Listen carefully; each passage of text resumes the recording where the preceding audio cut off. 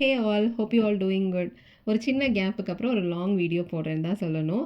என்னோட selfie stick கிட்டத்தட்ட 1 மாதம் முன்னாடியே உடஞ்சிருச்சு வீடியோ எடுக்கிற அந்த ஸ்டாண்டு. பட் அதுவும் ஒரு காரணமாக வச்சாச்சு. ஸ்டில் எனக்கு நெக் பெயின் ஜாஸ்தியாக இன்னும் இருந்துகிட்டே இருக்குது. ட்ராவல் கொஞ்சம் அடிக்கடி போகிறதுனால அந்த நெக் பெயின் கொஞ்சம் சரியாக டைம் எடுக்குது.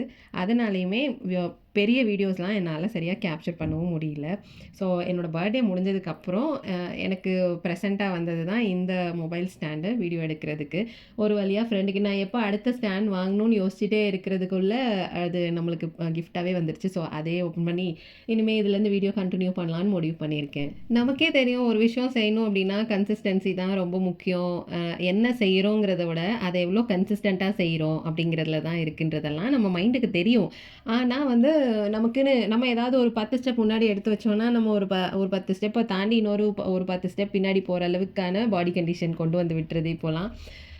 ஸோ அதுக்கேற்ற மாதிரி தான் நம்ம ரெஸ்பான்சிவாக இருக்கிற மாதிரியும் இருக்குது. காலையில் எல்லோரும் ஆஃபீஸ்க்கு கிளம்பிட்டு ஸ்கூலுக்கெல்லாம் கிளம்பிட்டாங்க. சரி, அவங்க கிளம்புனதுக்கப்புறம் ஃபஸ்ட்டு எனக்கு இந்த ஹாலில் உள்ள ஸ்பேஸை கிளியர் பண்ணி எடுத்துக்கணும். அப்போ தான் என்னால் அடுத்து என்ன செய்யலாங்கிறதே யோசிக்க முடியும். சரி, இன்றைக்கி இவ்வளோ ப்ரொடக்டிவாக இருக்க முடியும் அப்படின்னு நான் கேல்குலேட் பண்ண ஆரம்பிக்கிற டைமே இந்த ஸ்பேஸை க்ளீன் பண்ணுற டைமில் தான்.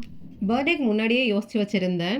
சரி, திருப்பி நம்ம ரெயின்போ பேர்ட் ஆரம்பிக்கணும் அப்படின்னு சொல்லிட்டு திருப்பி ரீஸ்டார்ட் பண்ணணும் அப்படின்னு நிறைய ஐடியாஸ் கொண்டு வந்துட்டுருக்கேன். ஸோ அதில் ஃபஸ்ட்டு ஸ்டார்ட் பண்ணது தான் ஓவியாவோட இந்த தடவை உள்ள தீபாவளி அவுட்ஃபிட்டு அப்படின்னு சொல்லணும். சரி, இதுக்கப்புறம் என்ன பண்ணலாம் அப்படின்னு யோசிச்சுட்டு இருந்தேன். எனக்கு எப்பயும் போல் ஒரே பேட்டர்னில் ஒரு விஷயம் பண்ணுறதுல அவ்வளோ இன்ட்ரெஸ்ட் கொடுக்க மாட்டேங்குது. அப்படின்றனால சரி, நமக்கு திருப்பி பிடிச்ச மாதிரியே ஏதாவது ஸ்டார்ட் பண்ணணும் அப்படின்னு யோசிச்சுருந்தேன். சரி, அதே கொஞ்சம் ஃபஸ்ட்டு ரீஸ்டார்ட் பண்ணுறப்போ கொஞ்சம் ஹேண்ட் பெயிண்டட் ஒர்க்ஸ் எல்லாம் கொஞ்சம் பண்ணலாம் அப்படின்னு யோசிச்சுட்ருக்கேன். ஸோ அதில் யோசித்த ஒரு விஷயம் தான், 2 வருஷம் முன்னாடியே ஒரு ஃப்ரெண்டுக்கு கிஃப்ட் பண்ணுறதுக்காக யோசிச்சிருந்தேன். அது போக நான் கிஃப்ட் பண்ணுறேனோ இல்லையோ, அவன் முன்னாடியிலேருந்தே சொல்லிட்டு இருந்தான் எனக்கு இந்த கீக்கி இன்ஸ்பயர்ட் ட்ரெஸ் ஒன்று வேணும் அப்படின்னு சொல்லிட்டு. அந்த மாதிரி ஃபிலிம்ஃபேர் அவார்ட் அந்த ஃபங்க்ஷனுக்கோ இதுக்கோ ஒன்று அந்த மாதிரி பார்த்துருந்தோம். ஒரு ஹேண்ட் பெயிண்டட் ஃப்ராக். அது ரொம்ப நல்லாயிருக்கு ஆக்சுவலாக. ஸோ அதை இன்ஸ்பயர் பண்ணி தான் பண்ணணும்னு 2 இயர்ஸ் முன்னாடியே அவளுக்காக வாங்கி வச்ச ஆர்கன்ஸா ஃபேப்ரிக் தான் இது. பட் நமக்கு அதுக்கப்புறம் வந்து சரியாக பண்ணுறதுக்கு டைம் கிடைக்கல அப்படின்றதுல அப்படி அப்படியே விட்டாச்சு. சரி, இந்த தடவை ஃபுல் ஃப்ளெஷ்டாக உட்காந்து கண்டிப்பாக பண்ணியே ஆகணும் அப்படின்னு டிசைட் பண்ணி உட்காந்து அந்த தூசி தட்டி எடுக்கிற மாதிரி அந்த ஆர்கன்ஸா ஃபேப்ரிக்கை ஒரு பேக்கில் வச்சுருந்தேன். அந்த பேக்லேருந்து எடுத்து அயன் பண்ணி இப்போ நமக்கு என்னென்னா நார்மலாக இந்த ஆரி ஒர்க் பண்ணுற ஸ்டாண்டில் வச்சு பண்ணணும் அப்படின்னா ரொம்ப ஈஸியாக பண்ணலாம். பட் ஆர்கன்ஸா ஃபேப்ரிக்னால எந்நேரம் அதை வந்து இழுக்கும்போது ப்ராப்ளம் ஆயிரும். இழுத்துட்டு ஒரு சைடில் இழுத்து போயிடுச்சுன்னா ஃபேப்ரிக் வேஸ்ட் ஆயிரும். அதனால் இந்த மாதிரி ஒரு சைடுக்கும் இன்னொரு சைடுக்கும் கேப் வச்சோன்னா அந்த இடத்துல உட்காந்துட்டு நம்மளால் பண்ண முடியும். மேடம்கான ட்ரெஸ்ஸும் எனக்கும் ஒரே சைஸில் தான் வரும் அப்படின்றதுனால நம்ம சைஸ்லேயே அதை எடுத்துகிட்டு அப்படியே கலர் பண்ணிக்கலாம், ஃபுல்லாக பெயிண்ட் பண்ணிடுவோம் அப்படின்ட்டு. அந்த இன்ஸ்பயர்ட் ட்ரெஸ் பார்த்திங்கன்னா ஒரு ஃப்ராக்கு, நார்மல் ஃப்ராக் டைப் தான் இருக்கும். பெருசாக அவ்வளோ காடியாலாம் இருக்காது. பட் ஒரு சிம்பிள் ஃப்ராக், பட் ரொம்ப எலிகண்ட்டாக இருக்கும். கீழே மட்டும், அதாவது ஃப்ரண்ட்டில் பாட்டமில் மட்டும் தான் அந்த ஹேண்ட் பெயிண்ட்ஸே வரும் அப்படின்ற மாதிரி. ஸோ அந்த நான் அப்புறம் எனக்கு யோசிச்சுட்டு இருந்தேன், அது லோட்டஸாகவும் தெரியல அந்த பிக்சரில் எனக்கு. அது அந்த பயனி ஃப்ளவர்ஸ்னு சொல்லுவாங்க, அந்த மாதிரியும் தெரியல. சரி, நம்மளுக்கு தெரிஞ்சவங்க ChatGPT தான், அவங்கக்கிட்டே அந்த ஃபோட்டோவை போட்டு இதில் என்ன ஃப்ளவர் அப்படின்னு கண்டுபிடி அப்படின்னா இது ஒரு டைப் ஆஃப் ரோஸ் ஃப்ளவர் அப்படின்னு சொல்லி அது ஒரு ரெஃபரன்ஸை கொடுத்து அந்த ரெஃபரன்ஸையும் பின்ட்ரெஸ்ட்டையும் வச்சு ஃபைனலாக ஒரு ரோஸ் அந்த பேட்டர்னுக்கு டிசைட் ஆனேன். அது மாதிரி அந்த பேட்டர்னில் அவ்வளோவா ஃப்ளவர்ஸ் லீவ்ஸ்லாம் ரொம்ப தெரியாது, ரொம்ப சட்டிலாக தான் லீஃப் தெரியும். ஸோ அதுக்கேற்ற மாதிரி தான் நான் லீஃபையும் பிளான் பண்ணி பண்ண ஆரம்பித்தேன். கொஞ்ச நேரம் பண்ணுற வரையும் நமக்கு கழுத்து வலிக்கிற ஞாபகமே இல்லை. கொஞ்சம் முடிஞ்சதுக்கு அப்புறம் தான் ஓகே, நம்மளுக்கு கழுத்து வலின்னு ஒன்று கொஞ்சம் நேரம் கழித்து வந்துடும் அப்படின்றதுனால டக்குன்னு பேண்ட் எடுத்து போட்டு பண்ணுவோன்னு பண்ண ஆரம்பிச்சிட்டேன். ஓகே, இன்றைக்கி நம்மக்கிட்ட இருக்க ஒரு கெட்ட பழக்கத்தை பற்றி பேசுவோமா?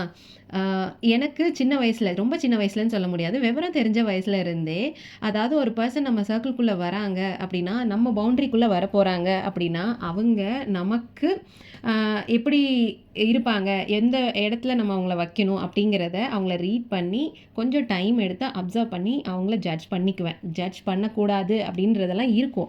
பட் எனக்கு ஜட்ஜ் பண்ணிக்குவேன். அப்போ தான் இவங்களை என் பவுண்ட்ரிக்குள்ளே வைக்கலாமா இல்லை வெளியில் தான் வைக்கணுமா அப்படின்ற ஒரு டெசிஷனுக்குள்ளே வந்துடுவேன். ஏன்னா எனக்கு இப்போ பிடிக்கல அப்படின்னா எனக்கு பிடிக்கல அப்படின்னு நேராக சொல்லணும். அப்படி சொல்ல முடிகிறவங்க மட்டும்தான் நம்ம பவுண்ட்ரிக்குள்ளே இருக்கணும். அப்படி முடியாதவங்கள we can always step them out.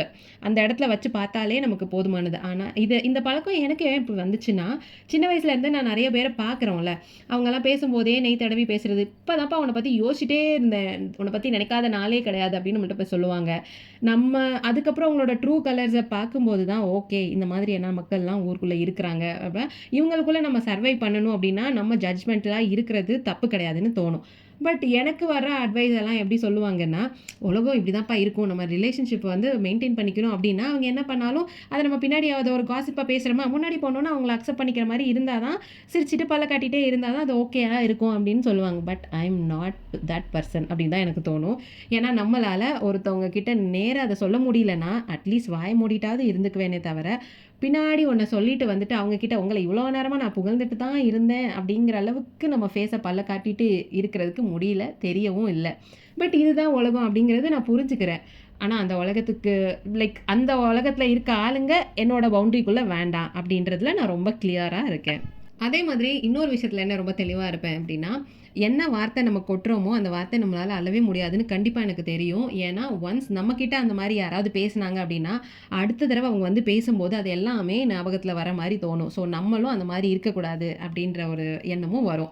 எத்தன பேருக்கு இந்த மாதிரியான கெட் டுகெதர்ஸ், ஃபேமிலி ஃபங்ஷன்ஸ் இதெல்லாம் பார்க்கும்போது, "டேய் அவன் தானடா நீ" அப்படின்லாம் உங்களுக்கு தோணியிருக்கு. சீரியஸ்லி எனக்கு அந்த மாதிரியெல்லாம் பார்க்கும்போது பயங்கரமா இருக்கு.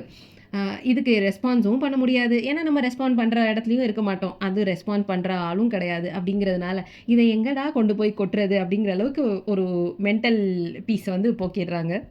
பட் மொத்தமா அப்படின்னு எடுத்தோம்னா, ஒரு ரேஷியோவா பார்த்தாலே 75க்கு 25 அப்படி தான் சொல்ல முடியும். ஸோ கிட்டத்தட்ட அந்த மாரி இருக்கிறவங்களால தான் அந்த உலகத்தில சர்வைவே பண்ண முடியும் அப்படிங்கிறதும் நான் அண்டர்ஸ்டாண்ட் பண்ணிக்கிட்டேன். ஃபைனலா இந்த பெயிண்டிங்கும் நான் வந்து முடிச்சுட்டு, இதோட நான் ஸ்டிச்சிங் ஒர்க்குக்கு குடுக்க போறேன். ஸோ நெக்ஸ்ட் வீடியோல நான் ஸ்டிச்சிங் முடிச்சதுக்கப்புறம் இந்த ட்ரெஸ் எப்படி இருக்கு அப்படின்னு சொல்லிட்டு பார்க்கலாம். இந்த வீடியோ கொஞ்சம் லேட்டா தான் போஸ்ட் பண்ணணும் அப்படின்னு நெனச்சிட்டு இருந்தேன். ஏன்னா, இன்னும் நான் சர்ப்ரைஸே பண்ணல இந்த ட்ரெஸ்ஸ வச்சு. அதுக்குள்ள நான் வீடியோ போஸ்ட் பண்ற மாரி ஆயிடுச்சு. ஏன்னா, நான் ரெகுலரா தைக்கிற மாரியான ஸ்டிச்சிங் யூனிட் இன்னும் ஆரம்பிக்கலங்கிறனால, நம்ம யூசுவல் டெய்லர் கிட்ட தான் குடுக்குறோம். நம்ம குடுக்குற டெய்லர் குடுக்குற நேரத்தில கண்டிப்பா லைக் கேட்குற நேரத்தில கண்டிப்பா குடுக்க மாட்டாங்கன்றதுனால, நெக்ஸ்ட் வீடியோல எப்படி இந்த ட்ரெஸ் வருதுன்னு பார்க்கலாம். Until then, thanks for watching. Tata bye bye from Priya.